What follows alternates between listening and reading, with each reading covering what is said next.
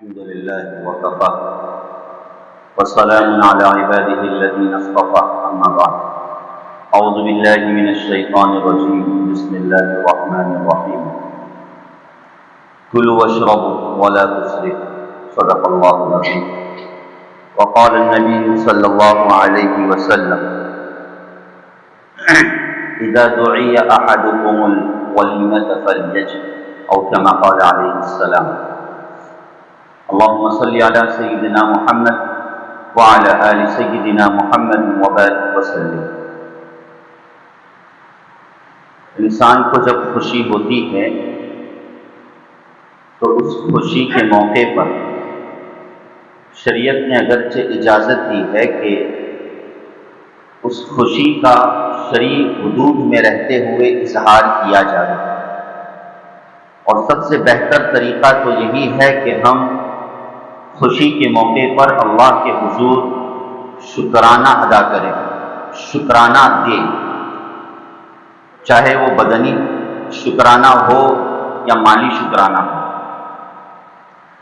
جیسے مثال کے طور پر اگر اللہ نے کسی کو بچے سے نوازا ہے تو شریعت نے حکم دیا ہے کہ اس خوشی کا اظہار اس طور پر کرو اور شکرانہ اس طور پر بجا لاؤ کہ بچے کے نام کا عقیقہ کرو۔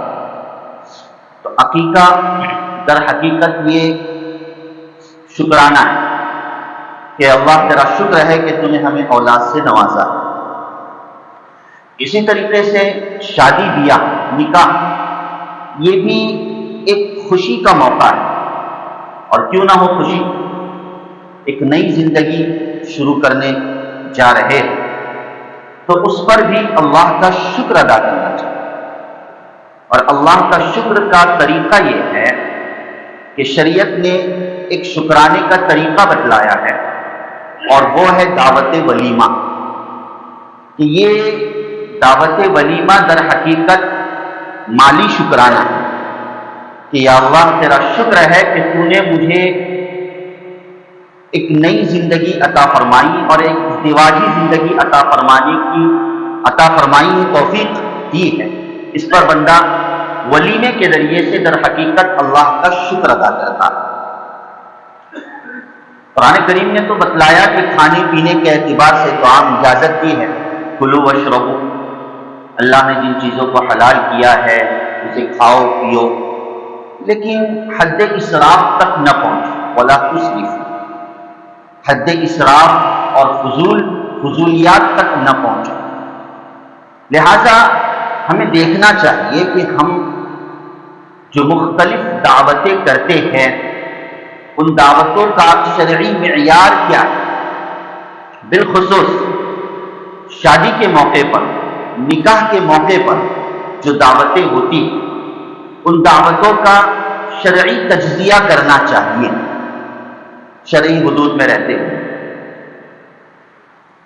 ایک تو ولیمہ یہ شریعت کی طرف سے ایک مسنون عمل ہے، ولیمہ کرنا شریعت کی طرف سے ایک مسنون اور مستحب عمل ہے۔ ہوتا یہ ہے کہ شادی کے نام پر مختلف اگرچہ دعوت کرنے کا رجحان اور ذہنیت تو ہوتی ہے، وہ ساری انرجی ہم ان دعوتوں میں صرف کر دیتے ہیں، اور شادی کے بعد ولیمے کا بہت کم لوگوں کو استحضار ہوتا ہے، اور بہت کم لوگ اس سنت کی طرف توجہ دیتے ہیں۔ بھئی ہوتا ہے کہ بہت سے کھانے ہوتے ہیں شادی سے پہلے کہ فلانا کھانا فلانا کھانا فلانا کھانا، لیکن ولیمے کی حیثیت سے بظاہر کوئی نیت نہیں کرتا، جس کی وجہ سے بہت بڑی سنت سے ہم محروم ہو جاتے ہیں۔ آئیے احادیث کی روشنی میں ہم ولیمے کا شرعی تجزیہ کریں کہ شریعت میں ولیمے کی کیا اہمیت ہے۔ شریعت میں ولیمے کی کیا اہمیت ہے؟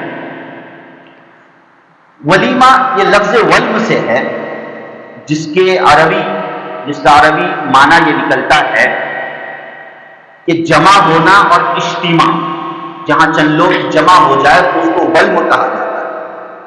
اسی سے ولیمہ ہے کہ ولیمے کے موقع پر بھی لوگوں کا اجتماع ہوتا ہے، لوگوں کا جمع ہونا ہوتا ہے، اس وجہ سے ولیمے کو ولیمہ کہا جاتا ہے۔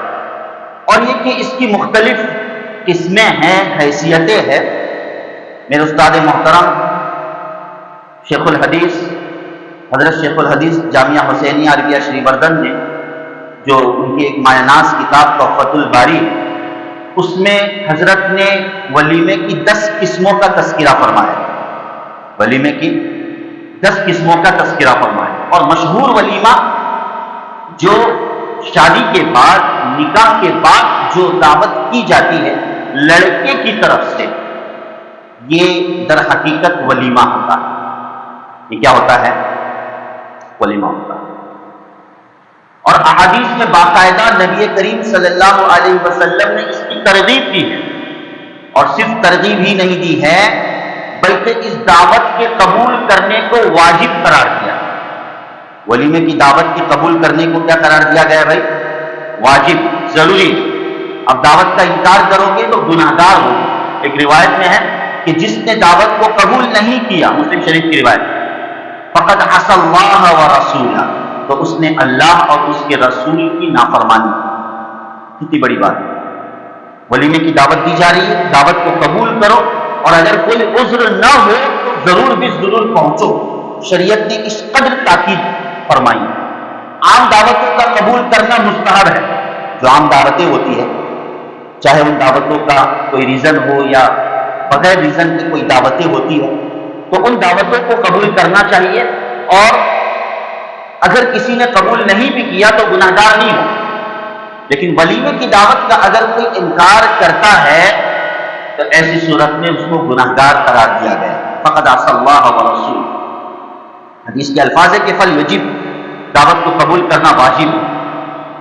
یہ وجہ ہے کہ بخاری و مسلم، امام بخاری رحمہ اللہ، امام مسلم اور بہت سے سیاہ ستہ کی اکثر کتابوں میں، یہ سیاہ ستہ میں موجود ہے یہ روایت کہ حضرت عبد الرحمن بن جلیل القدر صحابی، عشر مبشرہ میں سے، بہت بڑی فضیلت، عشر مبشرہ میں سے، اتنے قریب صحابی، آپ صلی اللہ علیہ وسلم سے قریب رہنے والے صحابی، اور مالدار ہیں۔ کیسے ہے؟ مالدار صحابی، جن اغنیا صحابہ کا تذکرہ ملتا ہے ان میں سر فہرست حضرت عثمان غنی اور حضرت عبد الرحمن بن عوف رضی اللہ عنہما کا نام گرامی آتا ہے۔ تو ایک دفعہ اللہ کے رسول صلی اللہ علیہ وسلم نے حضرت عبد الرحمن بن عوف رضی اللہ تعالیٰ عنہ کو دیکھا، کچھ اچھے کپڑے پہنے ہوئے، اور کپڑوں پر کچھ زردی لگی ہوئی ہے، کچھ خوشبو اور کلر لگا ہوا ہے۔ تو نبی کریم صلی اللہ علیہ وسلم نے پوچھا کہ عبد الرحمن یہ کیا ہے؟ بھئی یاد رکھیے اس وقت کا مدینہ کتنا چھوٹا تھا، یہ بھی میں اس کی صراحت کر دوں۔ آج کا جو مدینہ ہے ایک بہت بڑا شہر ہے، اور اس وقت کا مدینہ بہت چھوٹا تھا، بہت چھوٹا تھا۔ تو نبی کریم صلی اللہ علیہ وسلم حضرت عبد الرحمن بن عوف رضی اللہ تعالیٰ عنہ سے پوچھ رہے ہیں کہ عبد الرحمن یہ کیا ہے؟ تو کہا اللہ کے رسول صلی اللہ علیہ وسلم میں نے شادی کر لی، میں نے کیا کر لیا ہے؟ نکاح کر لیا۔ اللہ اکبر، کتنی بڑی بات۔ مدینہ چھوٹا سا علاقہ، چھوٹی سی بستی، اس بستی میں اور کوئی نہیں، سرور کائنات موجود ہے۔ نبی صلی اللہ علیہ وسلم سے بڑھ کر اس عبد الرحمن بن عوف رضی اللہ تعالیٰ عنہ کو کس سے محبت ہو سکتی ہے کہ نہیں؟ سب سے زیادہ چاہنے والے، لیکن اپنے نکاح میں، اپنے شادی میں نبی کریم صلی اللہ علیہ وسلم کو تک کے نہیں بلائے۔ بس آج ہمارا معاملہ اور حال یہ ہے، اللہ معاف فرمائے، کہ سامنے والا اگر سامنے والے کو دعوت دینا بھول گئے، دعوت نہ دی جائے تو وہ ناراض ہو جاتا ہے، ان کو بلایا تک کے نہیں، ہے کہ نہیں؟ اور سامنے والا دعوت ملنے کے باوجود نہ آئے تو دعوت دینے والا ناراض ہو جاتا ہے کہ بلا کر بھی نہیں آیا۔ ناراضگی کی خامخواہ کی وجہ ہم تلاش کرتے رہتے ہیں۔ اس کو اہمیت دی نہیں گئی۔ نکاح کی مجلس کو اور نکاح کی حاضری کو بظاہر شریعت میں کوئی اہمیت نہیں دی گئی، اور ہم نے بہت زیادہ اس کی اہمیت دی۔ ہم نے کیا ہے بھائی؟ بہت زیادہ اس کو اہمیت دیتی. تو کہا کہ اے اللہ کے رسول صلی اللہ علیہ وسلم میں نے نکاح کر لیا. نبی کریم صلی اللہ علیہ وسلم نے اہم سوالات کیے. ان میں سے پہلا سوال یہ تھا کہ مہر رکھی کہ نہیں، یعنی مہر وغیرہ ادا کیا کہ نہیں. کہا اللہ کے رسول صلی اللہ علیہ وسلم جی ہاں میں نے مہر ادا کر دیا. اور کہا کہ دوسرا سوال فرمایا کہ ولیمہ کیا؟ نہیں اللہ کے رسول صلی اللہ علیہ وسلم ولیمہ نہیں. اس پر نبی کریم صلی اللہ علیہ وسلم نے یہ حدیث ذکر فرمائی جو مشہور ہے اولم ولو بشق، کہ ولیمہ کرو چاہے ایک بکری کیوں نہ ہو. ولیمہ کرو چاہے ایک بکری کیوں نہ ہو. تو اس سے اس بات کا ثبوت ملتا ہے کہ جن کو اللہ نے استطاعت اور طاقت دی ہے انہیں چاہیے کہ وہ اپنی استطاعت کے مطابق ولیمے کی سنت پر عمل کریں. بلکہ بعض روایتوں سے یہ بھی ثبوت ملتا ہے اور فقہاء کرام نے یہ بھی مسئلہ ذکر فرمایا کہ جس کی ولیمے کی طاقت نہیں ہے، غریب ہے، کھانا نہیں کھلا سکتا، تو دوسروں کو چاہیے کہ اس کی مدد کرے اور اس کی طرف سے ولیمہ کرے چاہے مختصر کیوں نہ. دوسروں کو چاہیے کہ اس کا تعاون کرے اور اس کی طرف سے ولیمہ کرائے تاکہ اس یہ سنت معاشرے میں عام ہو جائے. ولیمے ہمارے یہاں تو توجہ شاید ہلدی کے کھانے پر، مہندی کے کھانے پر، فلانے کے کھانے پر بڑی توجہات ہوتی ہے، لیکن جو اصل کھانے کی سنت ہے ولیمہ، جس کو اللہ کے رسول صلی اللہ علیہ وسلم نے واجبی دعوت کے قبول کرنے کو قرار دیا ہے، کہ بہت کم لوگ اس طرف توجہ کرتے ہیں. نبی کریم صلی اللہ علیہ وسلم نے جو ازواج مطہرات سے نکاح فرمایا ہے تو بعض ازواج مطہرات کا باقاعدہ اللہ کے رسول صلی اللہ علیہ وسلم نے ولیمہ کروایا. ولیمہ کروایا. حضرت صفیہ رضی اللہ تعالیٰ خیبر سے لوٹ رہے، خیبر کے سفر سے لوٹ رہے، دوران سفر ہی حضرت صفیہ رضی اللہ تعالیٰ عنہ سے نکاح فرما دیا.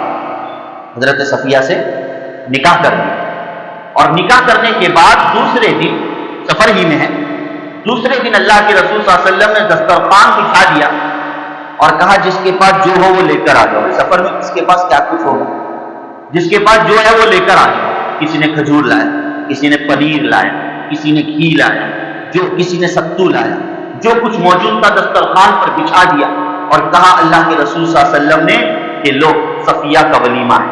سبحان اللہ، کتنی سادگی پیش کر.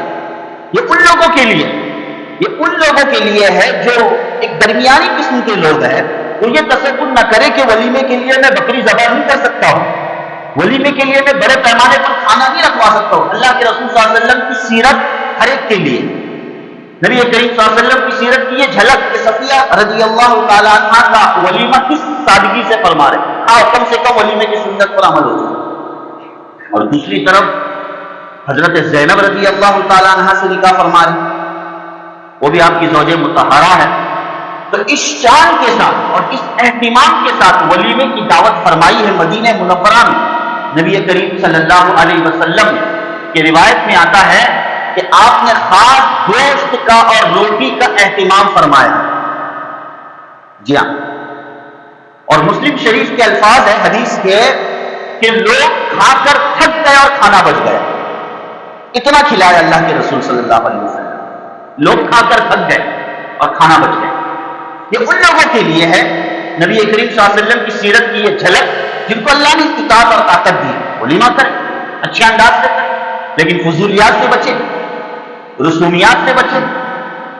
تو بہرحال اور حضرت ام سلمہ رضی اللہ تعالیٰ عنہ کے نکاح کرنے کے بعد بھی اللہ کے رسول صلی اللہ علیہ وسلم نے ولیمہ فرمایا. تو بہرحال یہ ولیمہ ایک موقت اور ایک تاکیدی سنت ہے، اس کا خاص اہتمام کرنا چاہیے. نکاح کے موقع پر ہم اپنی توجہات نہ جانے کتنے کھانوں کی طرف اور نہ جانے کتنے رسم و رواج کی طرف صرف کر دیتے ہیں، اور جو چیز سنت ہے، جو شکرانہ ہے، اللہ کے حضور شکرانہ پیش کرنا ہے، جو ولیمے کے ذریعے سے ادا ہو سکتا ہے، اس سے بہت سے لوگ محروم ہو جاتے ہیں. یا تو نیت نہیں کرتے ہیں اور نہ ہی اس کا کچھ اہتمام کر پاتے. وہ الگ بات ہے کہ شادی کے دن، جیسے کہ فقہاء کرام نے اس مسئلے کا بھی تذکرہ فرمایا ہے کہ شادی کے دن کا جو کھانا ہے، نکاح ہو گیا، نکاح ہوتے ہی جو کھانے کا ارینج کیا جاتا ہے، اس میں بھی ہم ولیمے کی نیت کر سکتے ہیں، مگر افضل اللہ نے استطاعت اور طاقت دی ہے تو ایک دن گزرنے کے بعد دوسرے دن ولیمہ کرنے کو مستحب قرار دیا۔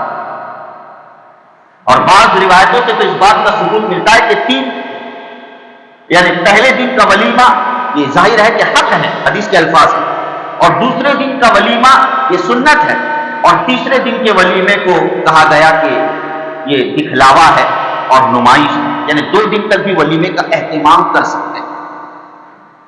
اور پھر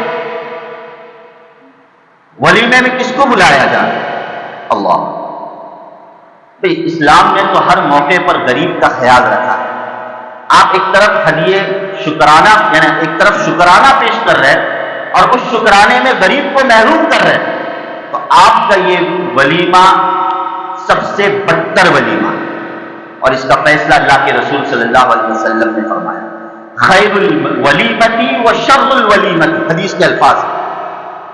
سب سے بدترین ولیمہ وہ ہے، سب سے بدترین ولیمہ وہ ہے جس ولیمے میں صرف مالداروں اور اغنیاء کو بلایا جائے اور غریب کو نہ بلایا جائے۔ اللہ کے رسول صلی اللہ علیہ وسلم نے ایسے ولیمے کو بدترین ولیمہ قرار دیا۔ ہمارے یہاں تو کبھی ٹھیک ہے، گاؤں میں بعض شہروں میں تو خاص اہتمام ہوتا ہے کہ وزٹنگ کارڈ ہوتا ہے، اور یہ کہ اندر داخل ہونے کے لیے ایک کوپن ہوتا ہے کہ اس کوپن کے بغیر آپ داخل نہیں ہو سکتے۔ شاید کہ کسی غریب کو کوپن دیا جاتا ہوگا، وگرنہ بعض اہتمام کرتے بھی ہوگے اس سے انکار، اور ان کی بھی کچھ وجہ ہے کوپن دینے کی کہ ورنہ لبے سڑک آپ کا ہال ہے اور آپ کی جگہ ہے کہ جس میں ہر کس و ناقص اس میں کیا ہو رہا ہے، داخل ہو رہا ہے۔ اس بات کو بھی سن لیجیے، حدیث میں یہ بھی الفاظ ملتے ہیں کہ بغیر دعوت کے کسی دعوت میں شرکت کرنے کا کیا حکم ہے؟ بس سننا ہے، بغیر دعوت کے آپ کو دعوت نہیں دی گئی تو بغیر دعوت کے کسی دعوت میں شرکت کرنے کا کیا حکم ہے؟ نبی کریم صلی اللہ علیہ وسلم کا فرمان مبارک ابو داؤد شریف کی روایت ہے کہ جس کو دعوت نہ دی جائے اور وہ دعوت میں چلا جائے تو دعوت میں بغیر دعوت کے جانے والا یہ چور ہوتا ہے اور لوٹ کر نکلنے والا یہ لٹیرا ہوتا ہے۔ یہ حدیث کے الفاظ ہیں۔ واہ، دعوت ہو تو جائے، نہیں ہے کوئی بات نہیں۔ تو بہرحال یہ ولیمہ ایک مستقل سنت ہے، اس کا خاص اہتمام کرنا چاہیے۔ اور ان ساری روایتوں کو اگر ہم نے سنا، جو ابھی ہم نے سنا ہے، اور بھی بہت ساری روایات اس سلسلے میں، کہیں بھی یہ پتہ نہیں چلتا اور ہم یہ نتیجہ نہیں نکال سکتے ہیں کہ شادیوں کے موقع پر کھانے کا لڑکیوں کی طرف سے کوئی تصور ہے۔ بات سمجھ میں آ رہی ہے؟ کھانے کا لڑکیوں کی طرف سے کوئی تصور ہے، دلہن کی طرف سے کوئی تصور ہے، کہیں ثبوت نہیں ملتا۔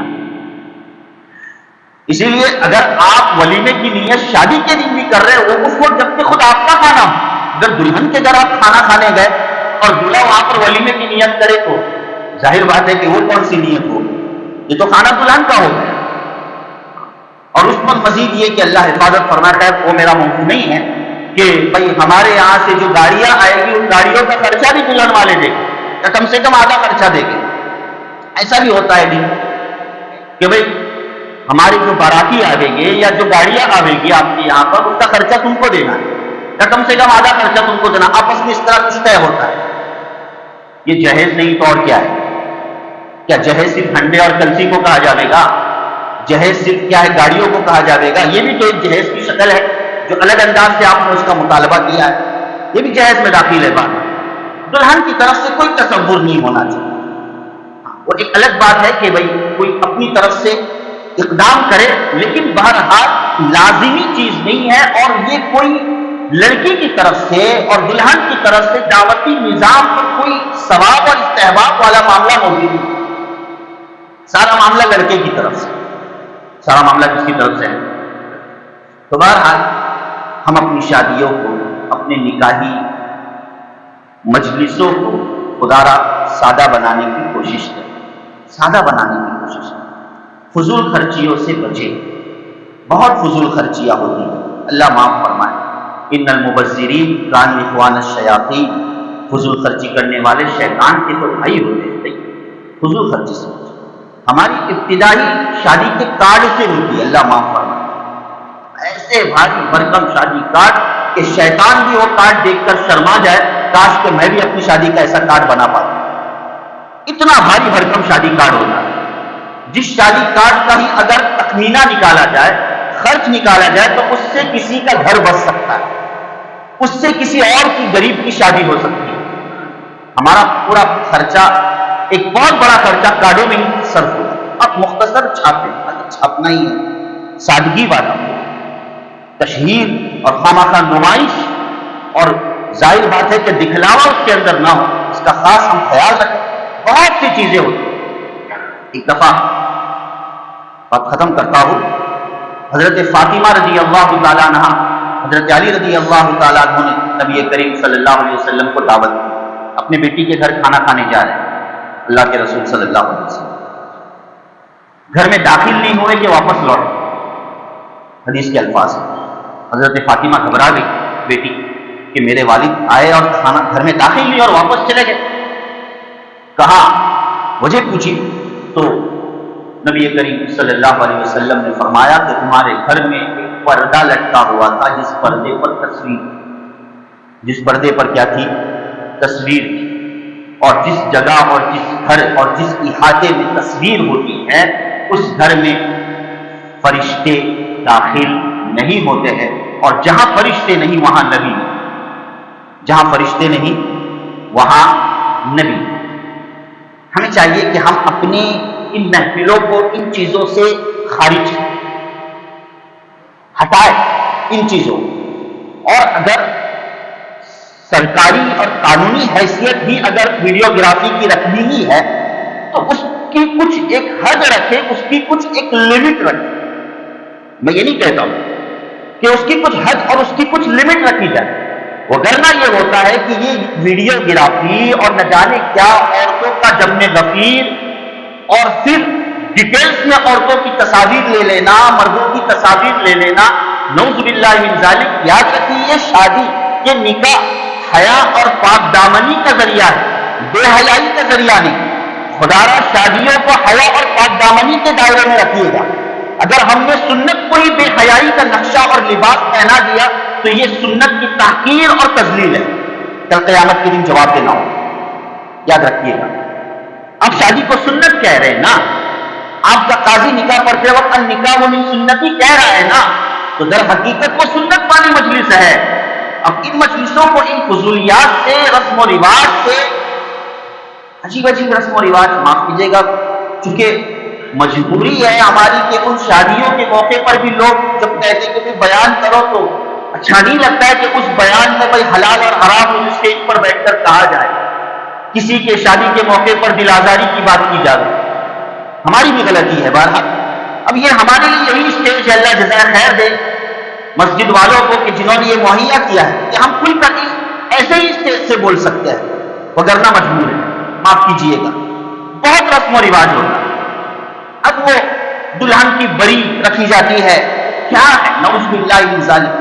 دلہن کا سامان تو دلہن کا سامان ہے، جیسے دلہن کو چھپانا ہے دلہن کے سامان کو بھی چھپانا ہے۔ عورت کی ہر چیز پردہ ہے، ہم اس کو پہلے ہی دن سے بے پردہ کر دیتے ہیں۔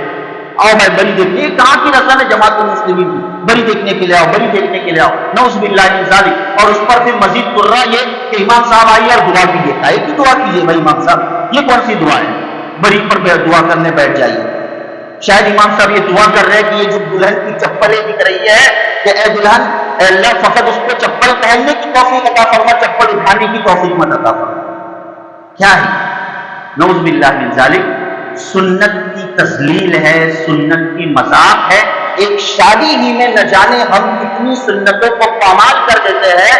بھائی سنتوں پر عمل کرنا ایک الگ چیز ہے، آپ نہ کیجیے سنتوں پر عمل، لیکن سنتوں کی تحقیر مت کریں، سنتوں کی تذلیل نہ کریں، یہ تذلیل ہے، اللہ کے یہاں جواب دے۔ تو بہرحال یہ ولیمے کی بات تھی، میں کچھ کھسک گیا موضوع سے، وگرنہ ولیمہ ایک اہم سنت ہے اور اس پر عمل کرنا چاہیے۔ اپنے خرچوں کو، شادی کے خرچوں کو ہم محدود کریں اور وہ خرچہ ولیمے پر لگائیں، ولیمے پر لگائیں۔ آپ شادی کے دن سبوں کو دعوت نہ دیں، شادی کی دعوت کا کوئی ایسا تصور ہی نہیں ہے، آپ ولیمے کی دعوت دیں۔ بات سمجھیں کہ آپ کس کی دعوت دیں؟ ولیمے کی دعوت دیں، اور شادیوں میں محدود اور مخصوص افراد وہاں پر شامل ہیں، کافی ہے، کوئی حرج نہیں کہ بھائی کھانے والی ہی شادی ہو، آپ شام کے وقت نکاح رکھ سکتے ہیں، شام کے وقت نکاح کرنا یہ کوئی میں سنت بات نہیں کہہ رہا ہوں کہ بھائی عصر بعد نکاح کرنا سنت ہے، ایسا حدیث سے بھی ثابت نہیں ہے کہ بھائی عصر بعد ہی نکاح کرنا سنت ہے، کوئی بھی وقت نکاح کر سکتے ہیں، رات میں کرو، دن میں کرو، صبح میں، فجر بعد کرو نکاح، کیا فرق پڑتا ہے؟